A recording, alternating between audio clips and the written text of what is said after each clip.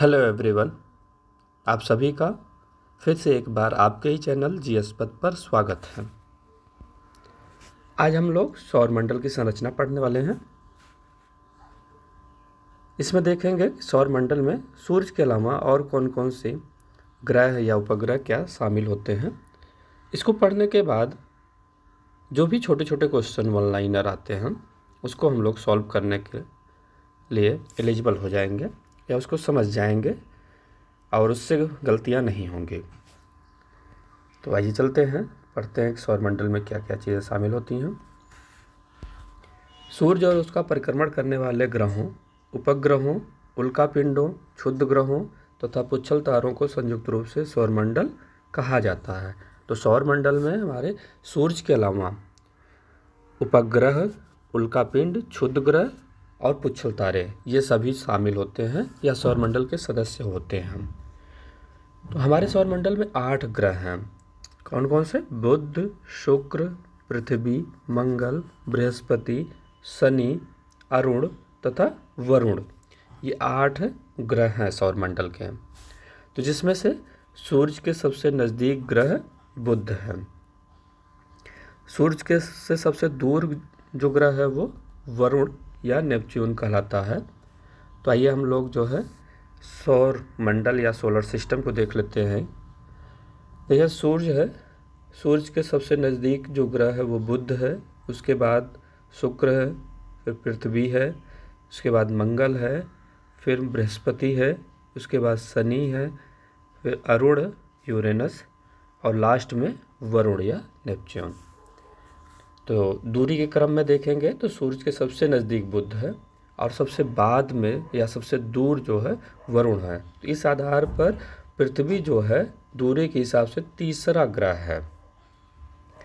और वहीं पर देखते हैं मंगल ग्रह और बृहस्पति ग्रह, इन दोनों के बीच में एक बेल्ट पाई जाती है जो क्षुद्र ग्रहों की बेल्ट होती है, एस्ट्रॉयड्स पाए जाते हैं।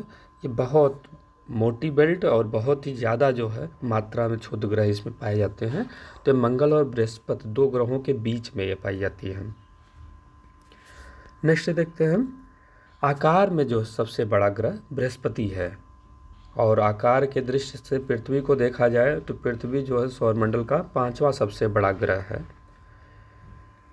आकार में सबसे छोटा ग्रह जो है बुध या मरकरी है, जिसका कोई अपना उपग्रह नहीं है। शुक्र जो है पृथ्वी के सर्वाधिक नज़दीक ग्रह है। इसे पृथ्वी का बहन या पृथ्वी का जुड़वा ग्रह कहते हैं। बहुत बार क्वेश्चन पूछा जाता है कि पृथ्वी के बहन या पृथ्वी का जुड़वा ग्रह किसे कहते हैं, तो उसका आंसर हो जाएगा शुक्र ग्रह। यह सर्वाधिक चमकीला ग्रह होता है। शुक्र जो है सर्वाधिक चमकीला, यह आसमान में सबसे चमकता हुआ ग्रह दिखाई देता है। यह पृथ्वी के विपरीत दिशा में पूर्व से पश्चिम घूमता है। शुक्र ग्रह को ही सुबह का तारा या शाम का तारा भी कहते हैं। तो सुबह भी बहुत चमकता हुआ दिखाई देता है या शाम के समय भी बहुत ज़्यादा चमकता हुआ दिखाई देता है। तो इसलिए सुबह का तारा और शाम का तारा भी शुक्र ग्रह को ही कहते हैं। पृथ्वी आकार में सौरमंडल का 5वां सबसे बड़ा ग्रह है, ये हम लोग देख ही लिए हैं। इसे नीला ग्रह भी कहते हैं। नीला ग्रह इसलिए कहते हैं कि जब इसका 70% जो है भाग जल है। जब हम ऊपर से देखते हैं कि 70% भाग जल होने की वजह से ऊपर से देखते हैं तो इसका कलर जो है वो ब्लू कलर होता है, नीला कलर होता है। इसलिए इसे हम नीला ग्रह कहते हैं पृथ्वी को।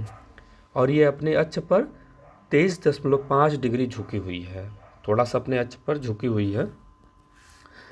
पृथ्वी का प्राकृतिक ग्रह है एक उपग्रह चंद्रमा। पृथ्वी का जो है एकमात्र प्राकृतिक उपग्रह चंद्रमा होता है। चंद्रमा जो है पृथ्वी का चक्कर लगाता रहता है। पृथ्वी अपने अक्ष पर घूर्णन जो है 23 घंटे 56 मिनट 4 सेकंड में करती है।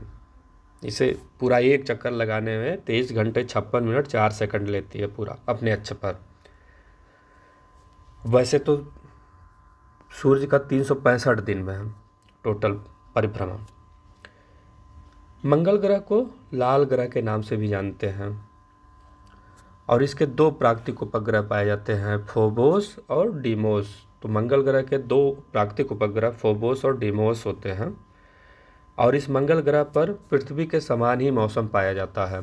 इसलिए आजकल वैज्ञानिकों के द्वारा जो है इस पर रिसर्च की जा रही है, मंगल ग्रह पर जो है अभियान चलाए जा रहे हैं कि पृथ्वी के समान मौसम पाया जाता है तो इस पर कितना जनजीवन जो है आसान से चलाया जा सकता है या सर्वसुलभ है।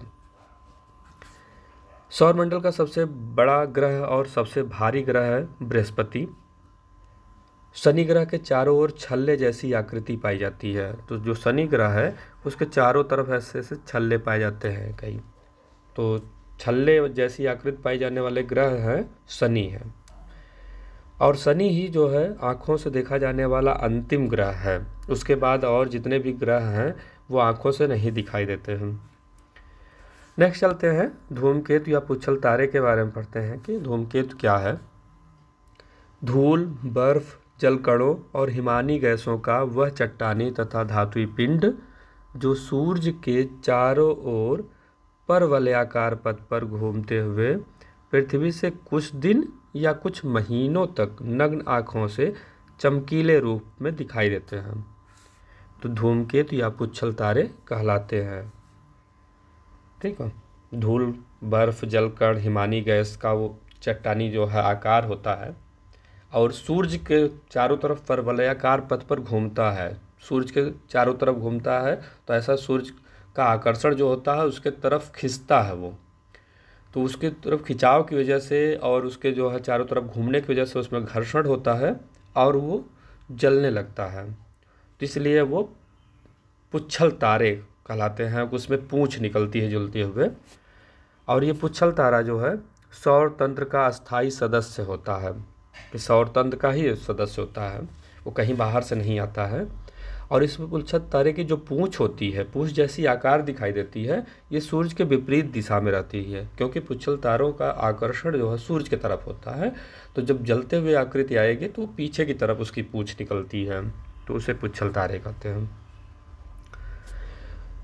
नेक्स्ट है उल्का पिंड। तो उल्का पिंड को सामान्यतः टूटता तारा भी कहते हैं, शूटिंग स्टार उल्का पिंड होता है, वो पृथ्वी पर गिरता है उल्का पिंड। तो उल्का पिंड भी सौरमंडल के सदस्य होते हैं। ये भी जलता हुआ दिखाई देता है, लेकिन ये पृथ्वी पर गिरता है और घर्षण की वजह से इसमें आग लग जाती है, तो जलता हुआ दिखाई देता है और पृथ्वी पर गिरता है। और छोटे और बड़े दोनों आकार में गिर सकता है, और कभी कभी बड़े आकार में गिरता है तो इसके गिरने से जो है पृथ्वी पर गड्ढे बहुत बड़े हो जाते हैं, जो झील नुमा हो जाता है, बाद में झील बन जाती है। या इसके गिरने से कभी कभी भूकंप जैसे कंपन होने लगता है पृथ्वी में, तो ये उल्का पिंड कहलाता है। अब आइए देखते हैं सूर्य ग्रहण क्या है। सौरमंडल का ही पार्ट है सूर्य ग्रहण। तो सूर्य ग्रहण किसे कहते हैं? तो सूर्य ग्रहण जो है अमावस्या के दिन होता है। ये न्यू मून डे कहलाता है, कि अमावस्या के दिन जो है चंद्रमा नहीं दिखाई देती है, तो ये न्यू मून डे होता है। इसी दिन से जो है नए चंद्रमा की शुरुआत होती है। ये कैसे होता है कि जब सूर्य और पृथ्वी के बीच में चंद्रमा आ जाए, तो सूर्य और पृथ्वी के बीच में चंद्रमा आ जाने की वजह से जो सूर्य का प्रकाश है वो पृथ्वी पर नहीं पहुंच पाता है। तो सूर्य है, इसका प्रकाश जो पड़ रहा था पृथ्वी पर, तो लेकिन बीच में चंद्रमा आ गया, तो बीच में चंद्रमा आने की वजह से पूरा ढक जाता है और पृथ्वी पर जो है प्रकाश इसका नहीं आता है। तो जिस दिन भी ऐसी घटना होती है उस दिन हम उसको सूर्य ग्रहण करते हैं। और ये घटना अमावस्या के दिन ही होता है, प्रत्येक अमावस्या नहीं। प्रत्येक अमावस्या के दिन इसलिए नहीं हो सकता है क्योंकि पृथ्वी जो है अपने अक्ष पर, हम लोग पढ़ चुके हैं, 23.5 डिग्री झुकी हुई है। तो इसकी वजह से जो है प्रत्येक अमावस्या के दिन ऐसी घटना नहीं हो पाती है। कभी कभी ऐसी जो है सिचुएशन बनती है, परिस्थितियाँ बनती हैं कि जिस समय जो है सूर्य और पृथ्वी के बीच में चंद्रमा भी जो है पृथ्वी का जो है चक्कर लगा रहा है, तो चक्कर लगाते लगाते जो है बीच में आ जाए और सूर्य को जो है ढक ले पूरी तरीके से, तो उसका प्रकाश पृथ्वी पर ना पहुंच पाए, तो इस वजह से सूर्य ग्रहण होता है। सूर्य ग्रहण के बाद देखते हैं चंद्र ग्रहण क्या है। तो चंद्र ग्रहण को हम लोग फुल मून डे कहते हैं, या फुल मून के समय जो है ये आता है चंद्र ग्रहण, पूर्णिमा के दिन होता है ये। तो सूर्य ग्रहण को हमने देखा, अमावस्या के दिन होता है। और चंद्र ग्रहण जो है पूर्णिमा के दिन होता है। और ये चंद्र ग्रहण पड़ता है तब जब सूरज और चंद्रमा के बीच में पृथ्वी आ जाए, तब ये जो है चंद्र ग्रहण पड़ता है। क्योंकि पृथ्वी जो है सूरज का चक्कर लगा रही है चारों तरफ, और पृथ्वी का चक्कर जो है चंद्रमा लगा रहा। तो मान लीजिए कि किसी ऐसे समय जो है सिचुएशन बनती है कि जब चंद्रमा पृथ्वी का चक्कर लगाते लगाते पृथ्वी के विपरीत दिशा में चली जाए, पीछे चली जाए, और चंद्रमा और सूर्य के बीच में पृथ्वी आ जाए। क्योंकि सूर्य का प्रकाश जो है चंद्रमा पर भी पड़ता है और सूर्य के प्रकाश से चंद्रमा हमें चमकता हुआ दिखाई देता है। तो एक ऐसी सिचुएशन बन जाए कि जब चंद्रमा पर प्रकाश जो सूर्य का ना पड़े और वो पृथ्वी के विपरीत दिशा में आ जाए, तो ये इसका मतलब चंद्रमा और सूर्य के बीच में पृथ्वी आ जाए, तो उस समय चंद्र ग्रहण होता है। क्योंकि सूर्य का प्रकाश चंद्रमा पर नहीं पड़ पाएगा और इस वजह से चंद्रमा कुछ समय के लिए जो है दिखाई नहीं देगी, ढका हुआ महसूस होगी। पूर्णिमा के दिन जो है बहुत चमकता हुआ चंद्रमा दिखाई देता है, और ऐसे सिचुएशन में यदि सूर्य का प्रकाश ढक जाए पृथ्वी की वजह से तो चंद्रमा प्रकाशित नहीं होगा। तो ऐसे दिन को हम लोग चंद्र ग्रहण कहते हैं। तो आशा करते हैं कि अब हम लोगों को जो है सूर्य ग्रहण और चंद्र ग्रहण भी अच्छे से समझ में आ गया होगा। और आप लोग जो है हमारे चैनल को सब्सक्राइब करिए, शेयर करिए, वीडियो अच्छे लगे तो उसे लाइक करिए, कमेंट करिए और अपने दोस्तों तक भी शेयर करिए चैनल को। और आशा करते हैं कि ये वीडियो जो है आपके सभी एग्ज़ामों में आपके हेल्प करेगी। यहाँ से आप लोगों को अच्छे से समझ में आ गया होगा। बहुत बहुत धन्यवाद।